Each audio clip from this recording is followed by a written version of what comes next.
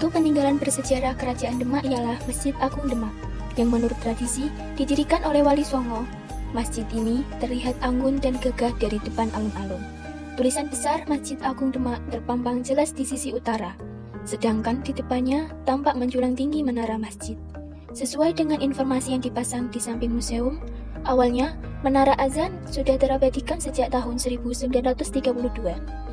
Kerajaan Demak berada di daerah Demak, Jawa Tengah. Kerajaan Demak berhasil mencapai masa emasnya di bawah pemerintahan Sultan Trenggono, di mana wilayah kekuasaan melebar hingga ke daerah Banten, Sunda Kelapa, dan Cirebon.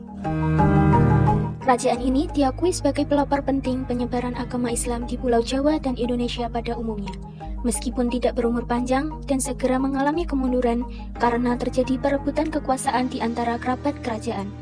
Pada tahun 1560, kekuasaan Demak beralih ke Kerajaan Pajang yang didirikan oleh Jakatingkir atau Hadi Wijaya. Masjid Agung Demak merupakan salah satu masjid yang menjadi saksi sejarah penyebaran agama Islam, khususnya di Indonesia. Masjid Agung Demak juga menjadi salah satu masjid tertua yang ada di Indonesia.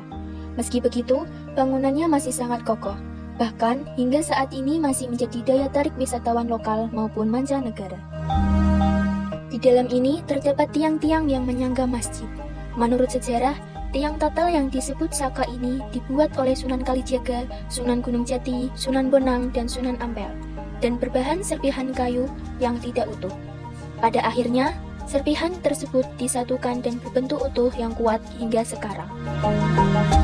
Berdirinya Kerajaan Demak bermula dari misi para mubalik dalam mengislamkan Jawa yang kemudian terkenal dengan sebutan Wali Songo. Dalam penyiaran dan perkembangan Islam di Jawa selanjutnya, para Wali Songo memusatkan kegiatannya dengan menjadikan kota Demak sebagai sentral segala sesuatunya. Lokasi makam Raja-Raja Demak atau makam Raja-Raja Kesultanan Demak berada di sisi barat laut Masjid Agung Demak.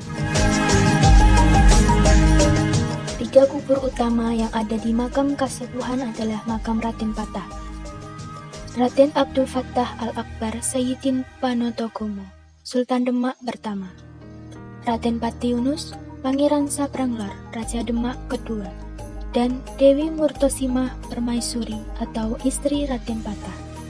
Di sisi kanan kiri makam utama ini terdapat sejumlah makam lain seperti makam Pangeran Banawa yang panjang kuburnya boleh dibilang tidak lazim.